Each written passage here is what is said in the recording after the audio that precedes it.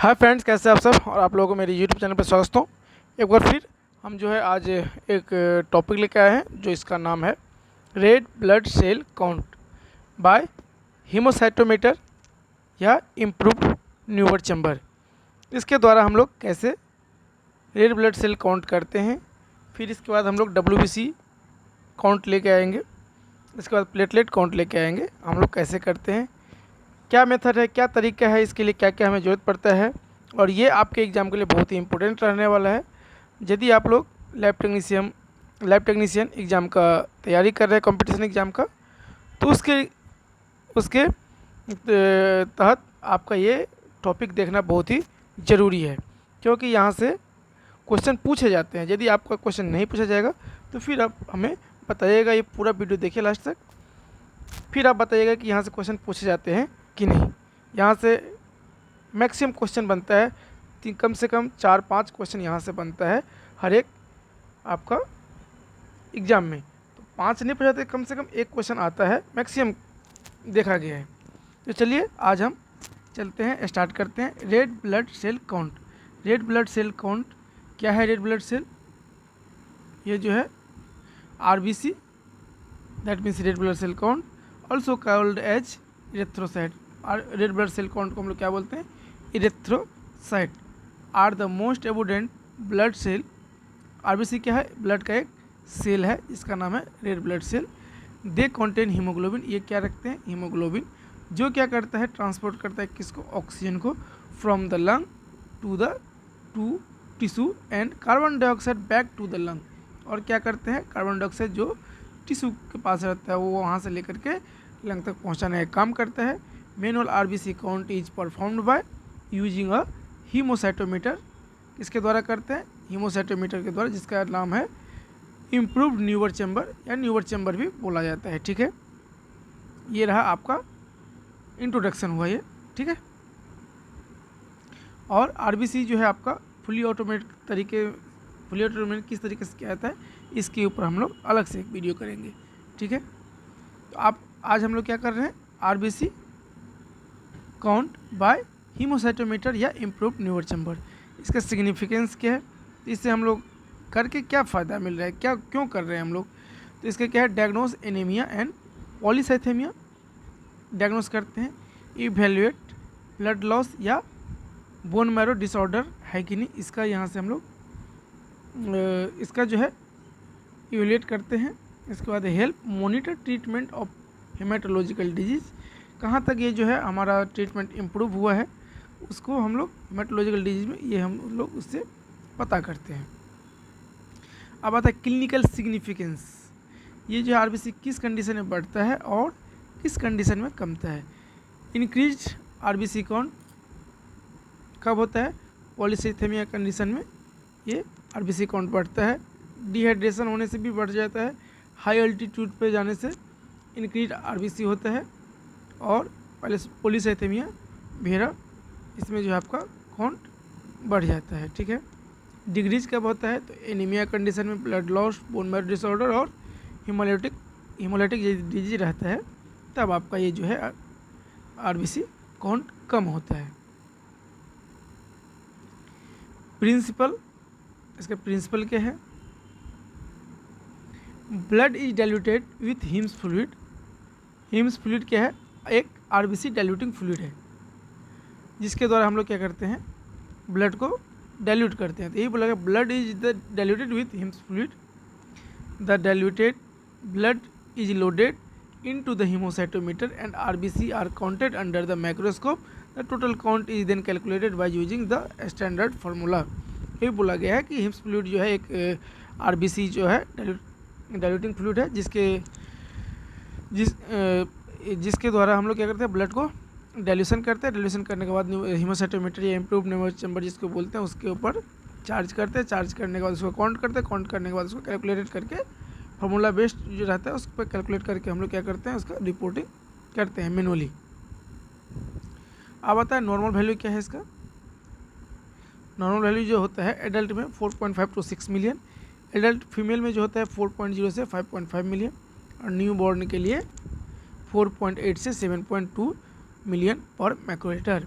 इसके लिए मटेरियल हम लोग को क्या क्या चाहिए, इम्प्रूव्ड न्यूमर चैम्बर जिसको हम लोग क्या बोलते हैं, हीमोसाइटोमीटर बोलते हैं, आरबीसी पिपेट जिसके अंदर रेड बीड रहता है। दो तरह के पिपेट होते हैं, एक होता है आपका आरबीसी पिपेट और डब्ल्यूबीसी के लिए अलग होता है जिसका नाम है आपका डब्ल्यूबीसी पिपेट, उसके अंदर रहता है वाइट बीड्स रहता है, ठीक है।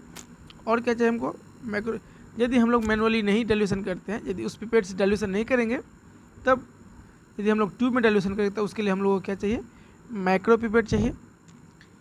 आरबीसी डाइल्यूटिंग फ्लूइड जिसको हम लोग बोलते हैं हिम्स फ्लूइड, और भी अलग अलग जो है डाइल्यूटिंग फ्लूइड है आपका आरबीसी काउंट करने के लिए, जो यूज नहीं करते हैं हम लोग हिम्स फ्लूइड ही मैक्सिमम यूज करते हैं। उधर अदर जो आपका आरबीसी डाइल्यूटिंग फ्लूइड है उसका भी नाम हम बताने वाले हैं, जो कि अक्सर एग्जाम में पूछा जाता है। यहाँ से क्वेश्चन डाइल्यूटिंग फ्लूइड कौन कौन सा है आपको बोल देगा, ऑप्शन दे देगा 3 4 5 4 ऑप्शन दे देगा, उसमें एक रहेगा जो नहीं रहेगा, तो बोल देगा किसको छोड़ करके आपका एक जो है डाइल्यूटिंग फ्लूइड नहीं है आरबीसी का।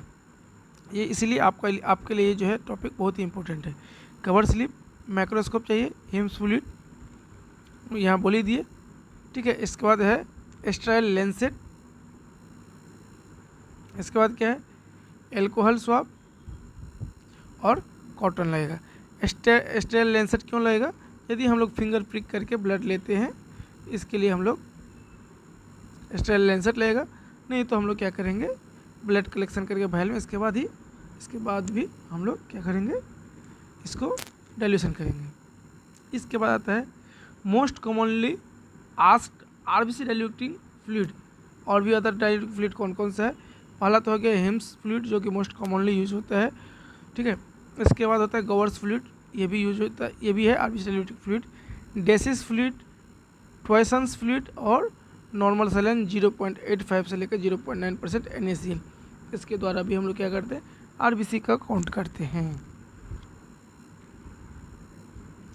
इसके बाद क्या है, आरबीसी डाइल्यूटिंग फ्लूइड जिसको हम लोग बोलते हैं हिम्स फ्लूइड, एंड उसका कंपोजिशन क्या है और उसका वर्किंग क्या है, फंक्शन क्या है। ठीक है, उसका जो कंपोजिशन होता है मर्क्यूरिक क्लोराइड जो कि 0.5 ग्राम रहता है, ठीक है। एक्ट एज ए, इसका काम क्या है, एक्ट एज ए प्रिजर्वेटिव के हिसाब से इसको यूज करता है। एज ए एंटीसेप्टिव भी इसमें रहता है, माइल्ड एंटीसेप्टिव है, और जो कि प्रिवेंट करता है किसे, बैक्टीरियल ग्रोथ से, and help maintain the shape of RBC, इसका ये काम है किसका, तो मर्क्यूरिक क्लोराइड का हिम्स फ्लूइड में। सोडियम सल्फेट का क्या काम है, प्रिवेंट आरबीसी स्वेलिंग, हेमोलाइसिस से रोकता है, ठीक है। Maintaining osmotic balance and it help the keep up RBC evenly suspended. Next क्या है, इस कंपोजिशन सोडियम क्लोराइड, इसका काम क्या है, ये 1 ग्राम रहता है, इसका काम है maintain isotonicity, preventing RBC from shrinkage और स्वेलिंग से इसको बचाता है।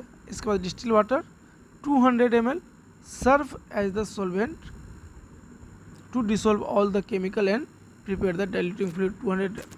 200 ml क्या रहता है आपका डिस्टिल वाटर, जो कि एज ए सॉल्वेंट काम करता है। अदर जो रिएंट है, केमिकल है, उसको जो है आपका डाइल्यूट करने के लिए या प्रिपेयर करने के लिए, डिसॉल्व करने के लिए हम लोग ये 200 डिस्टिल वाटर यूज करते हैं। इसके बाद आता है प्रोसीड्यूर, हम लोग कैसे करेंगे। सबसे पहले क्या है, क्लीन द फिंगर टिप्स। यदि हम लोग लैंसेट से पिक करके यदि ब्लड लेते हैं तो क्या करना पड़ेगा, सबसे पहले फिंगर टिप्स को स्पीड के थ्रू उसको क्या करेंगे, क्लीन करेंगे और ड्राई करेंगे।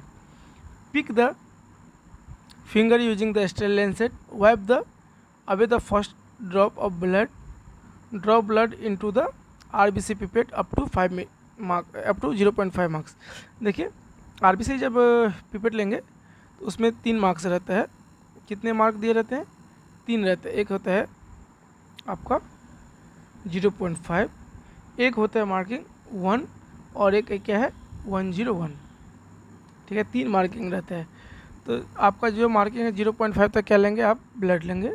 इसके बाद बाकी लास्ट जो है 101 तक जो मार्किंग रहता है वहाँ तक क्या करना है, हिम्स फ्लूइड को लेना है। यदि आप मैनुअल कर रहे हैं, ट्यूब से डाइल्यूशन करेंगे तो 1:200 आपको याद रखना पड़ेगा कि उसके डेल्यूशन कितना होता है, 1:200। यदि इस पिपेट से लेंगे तो भी आपका 1:200 का डेल्यूशन ही होता है। इसके बाद क्या करेंगे, उसको हम लोग मिक्स करेंगे थ्रोली 2 से 3 मिनट। इसके बाद discard the first few drop, ठीक है। इसके बाद जो है हम लोग क्या करेंगे, चार्ज करने से पहले यदि ट्यूब से हैं, ट्यूब से कर रहे हैं, आरबीसी पिपेट से कर रहे हैं, तो हम लोग क्या करेंगे, फर्स्ट डिस्कार्ड करेंगे 2 to 3 ड्रॉप्स। इसके बाद जो है न्यूअर चैम्बर पर चार्ज करेंगे केयरफुली, ठीक है। इसके बाद चार्ज करने के बाद उसको हम 2 से 3 मिनट तक छोड़ देंगे। क्यों? क्योंकि जो भी सेल है वो सेटल डाउन हो सके, जिसे काउंट करने में सुविधा हो। यदि हम लोग चार्ज करके डायरेक्टली जाएंगे काउंट करने के लिए, तो उसमें क्या होगा, सेल सब जो है मूवमेंट में रहता है, तो फिर आप काउंट नहीं कर पाएंगे। काउंट करेंगे भी तो आपका डुप्लीकेट काउंट होगा, ठीक है। इसीलिए हम लोग सेटल डाउन के लिए 2 से 3 मिनट लीव कर देते हैं, छोड़ देते हैं। इसके बाद count RBC in 5 small square of the central large square using the 40x objective. क्या होता है कि न्यूअर चैम्बर में टोटल 9 लार्ज स्क्वायर होता है। उसके बाद जो मिडिल वाला जो लार्ज स्क्वायर होता है उसमें हम लोग काउंट, जैसे चलिए हम दिखाते हैं उसका पिक्चर। जैसे देख लीजिए यहाँ पे ये क्या है, एक न्यूअर चैम्बर है। क्या है? यह एक न्यूअर चैम्बर है।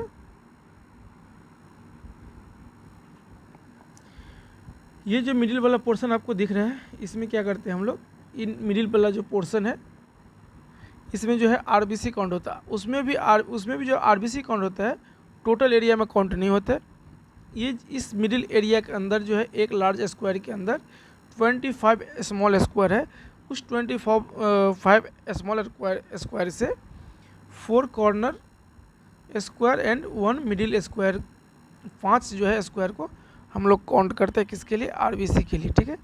Only 5 out of 25 small square में से हम लोग क्या करते हैं, टोटल 5 स्मॉल स्क्वायर काउंट करते हैं किसके लिए, आरबीसी के लिए। यदि डब्ल्यूबीसी रहेगा तो क्या करेंगे, ये 4 लार्ज स्क्वायर जो है इसको काउंट करेंगे। 1 लार्ज स्क्वायर कितना इसका साइज होता है, तो 1 mm स्क्वायर होता है। कितना होता है? 1 लार्ज स्क्वायर 1 mm स्क्वायर का होता है। इसका डेप्थ ऑफ फ्लूइड कितना होता है, ये जो है 0.1 ये जो है फिक्स होता है, ठीक है। तो पता चल गया आपका न्यूअर चैम्बर कहाँ पर काउंट करेंगे, कौन सा स्क्वायर काउंट करेंगे, ठीक है। तो अब आता है यदि मैनुअल से कर रहे हैं तो क्या हम बोले थे आपका आरबीसी पिपेट। यही जो है एक आरबीसी पिपेट है जिसके द्वारा हम लोग यदि मैनुअली डाइल्यूशन करते हैं तो इसके द्वारा हम लोग करना पड़ेगा। इसमें देखिए 3 मार्किंग है, 0.5, 1 और यहाँ पे 101 होगा, ठीक है, 101। इसमें क्या है, 3 मार्किंग है। तो हम सबसे पहले 0.5 है यहाँ तक हम लोग क्या कर, यहाँ तक हम लोग क्या करेंगे, ये 0.5 है, यहाँ तक हम लोग ब्लड लेंगे। क्या लेंगे? ब्लड, ठीक है। इसके बाद जो है यहाँ से और यहाँ 101 तक जो मार्किंग है यहाँ तक बाद बाकी हम लोग क्या करेंगे, डाइल्यूटिंग फ्लूइड लेंगे, ठीक है। डाइल्यूटिंग फ्लूइड फिलअप करेंगे। अब देखते हैं इस पिपेट को अलग अलग जगह पर अलग अलग नाम है। जैसे ये है, ये किसी का बना तो ये पूरा रबड़ का होता है, इसको बोलेंगे rubber tube.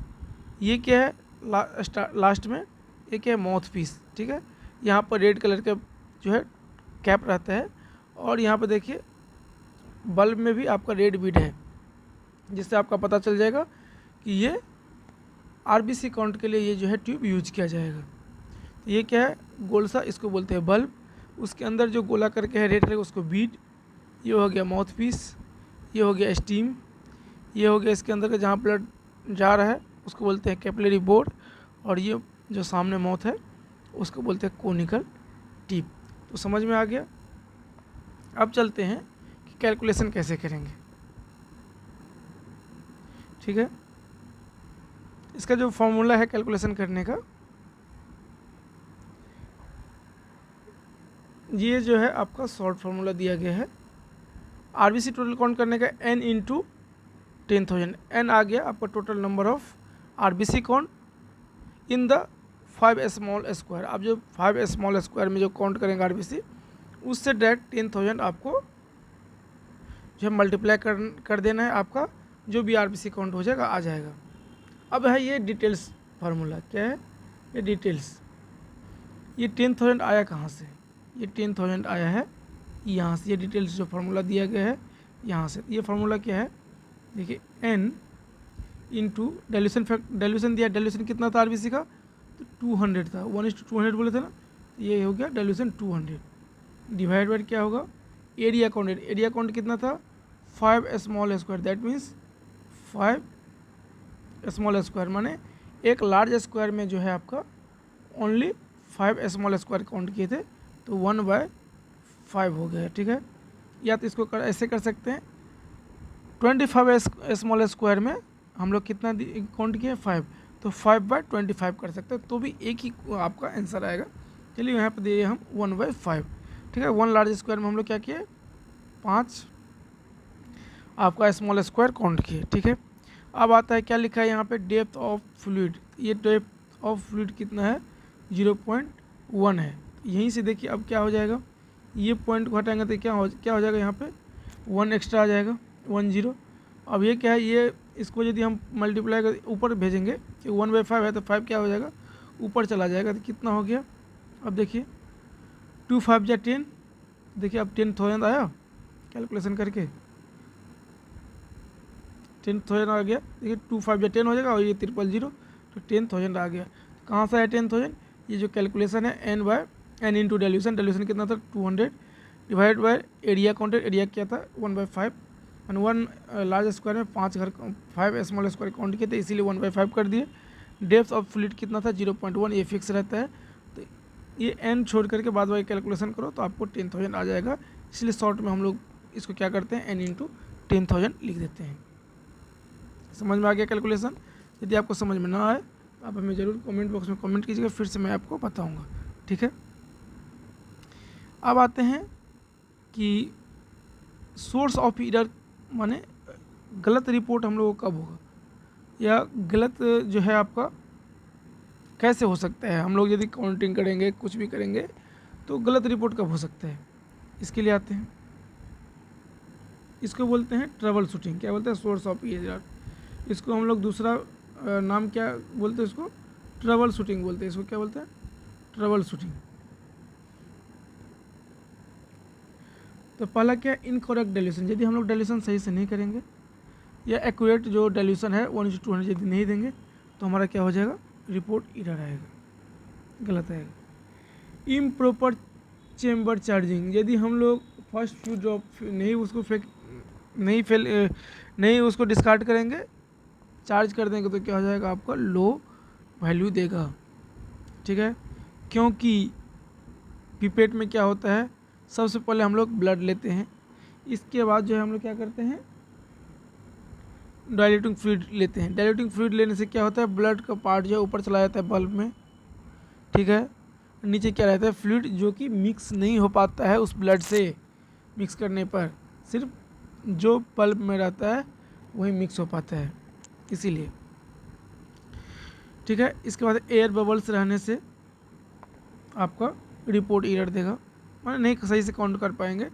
Even distribution of sales, यदि प्रॉपर डिस्ट्रीब्यूशन नहीं होगा। काउंटिंग एरिया, ठीक है। और डर्टी हीमोसाइटोमीटर या कवर स्लिप सही से नहीं लगाएंगे। तो इतने सारे हैं जो सिर्फ सोर्स ऑफ एरर, मन आपका जो है गलत रिपोर्टिंग के कारण ये सब है, ठीक है। इस वीडियो में बस इतना ही। यदि आपको अच्छा लगे ज़रूर लाइक कीजिए, कमेंट कीजिए, अपने दोस्तों को भी शेयर कीजिए, ताकि जो भी इसके लिए जो है इंटरेस्टेड हो, जो भी इसके बारे में जानकारी लेना चाहे, जो क्योंकि ये बहुत ही इम्पोर्टेंट टॉपिक है, तो इस वीडियो को देख कर के उसको लाभ मिल सके। तो इस वीडियो को हम लोग यहीं एंड करते हैं। इसके बाद हम लोग WBC काउंट लेकर आएंगे। इस वीडियो को यहीं एंड करते हैं। यदि अच्छा लगे जो लाइक कीजिए, कमेंट कीजिए, अपने दोस्तों को शेयर कीजिए। तब तक के लिए धन्यवाद। जय हिंद, जय भारत।